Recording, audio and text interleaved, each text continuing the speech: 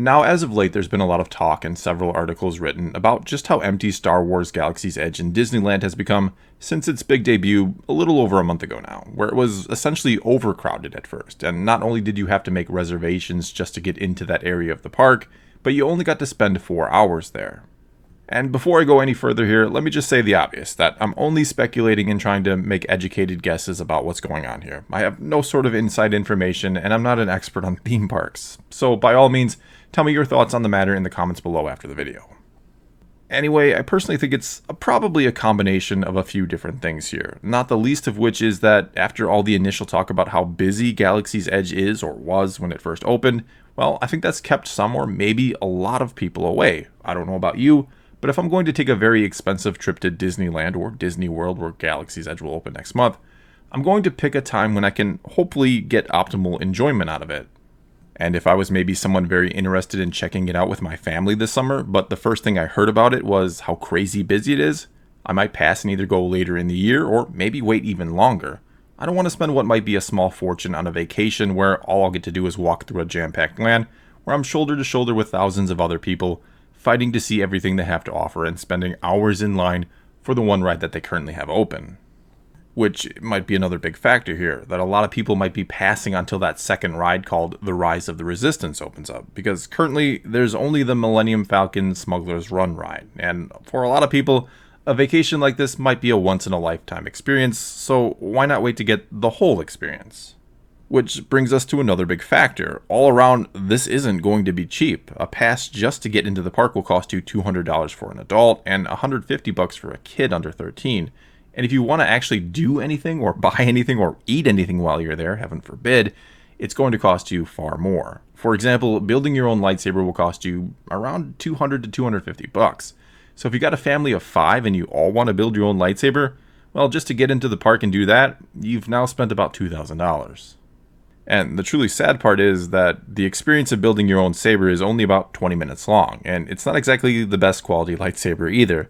I've read a lot of complaints from people who said their lightsaber was broken or just stopped working before they even got out of the park. In other words, you're far better off spending less money and getting yourself an Ultra Saber, for example. You may not get the experience of building it yourself, but at least it'll work, be made of better quality material, and look amazing. Then there's maybe the biggest question of all. Do kids really care about going to what amounts to a Star Wars land? I mean, if this place opened up in the early to mid 80s, I can only imagine how almost every kid in the entire world would be begging their parents to go there. Not to mention, relative to the era, I don't think it was anywhere near as expensive to go to a Disney park back in the day. But anyway, in this day and age, is Star Wars really that big with kids? And I know a lot of people want to make comments below telling me that their kids are big Star Wars fans, which is great, don't get me wrong. I always love hearing that there are kids growing up now who have a passion for the franchise and that will hopefully carry that forward into adulthood and pass it to their children someday. But if you're watching this video, you yourself are probably a big Star Wars fan, and directly or indirectly, you've probably influenced their love for Star Wars in some capacity.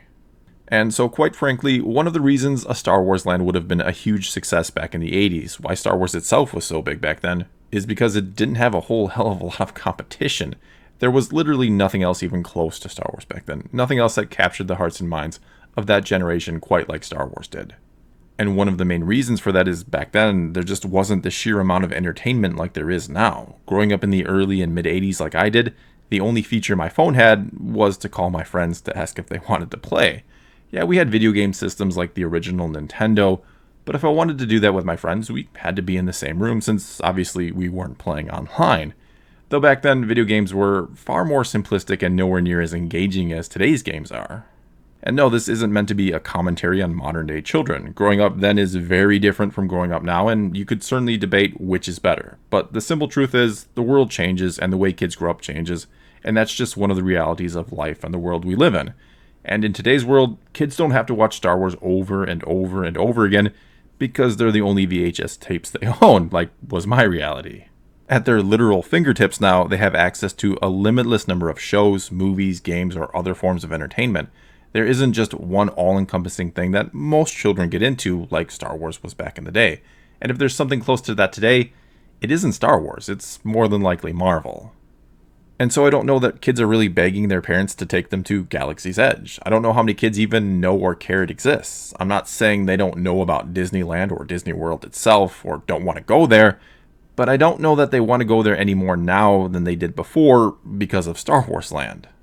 So then I guess the question becomes, do adults really want to go there? And as I discussed in a different video, yeah, I'll probably make my way to Galaxy's Edge at some point in my life, but I'm in no rush. First, I'm not a huge fan of theme parks, so it doesn't really appeal to me on that level. Second of all, as I always say, just because you call something Star Wars doesn't mean I'm going to love it and fall all over myself to consume it or to see it.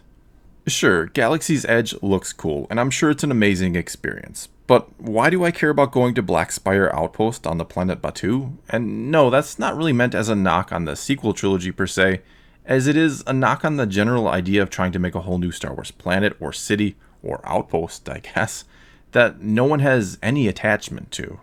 Simply put, nobody knows what Batuu is because it isn't anything to Star Wars fans. It's not taken from any of the movies or any other source other than what they're now creating for it. And to be blunt, I don't really care that you took a bunch of stuff that looks like Star Wars and made some Star Wars looking buildings, dropped a Millennium Falcon into it, and populated it with First Order stormtroopers and Resistance people, and called it Galaxy's Edge. And then you went and built a Hondo Ohnaka animatronic. And though I personally love the character of Hondo, don't get me wrong, most Star Wars fans have no idea who he is. Unless you watch the animated shows, he's just a brand new character to you. And even if you do watch them, and you're like me, he's just Hondo. He's great, yeah, but he's still just Hondo. I mean, why not build a Vader animatronic and get James Earl Jones to record some lines for you? Because there's absolutely nothing more Star Wars than Darth Vader, and yet he's not a part of Star Wars Land? Though yeah, I do get it. They made the decision to go with the sequel trilogy era before The Force Awakens even came out, and they were probably banking on this new generation of kids falling in love with Star Wars and begging their parents to take them to see it. Plus they figured that of course all Star Wars fans were going to just love the sequels because it's Star Wars, and they'd want to go to see this place. But those two things didn't happen exactly, which means I do think that this being set in the sequel trilogy era does likely play a part in the smaller than expected crowds. Because, to be honest, if this were set on a familiar planet in the original trilogy era, or if maybe you just made a generic Star Wars land that featured all three trilogies, well, I'd be far more inclined to go, and I don't think I'm alone in feeling that way.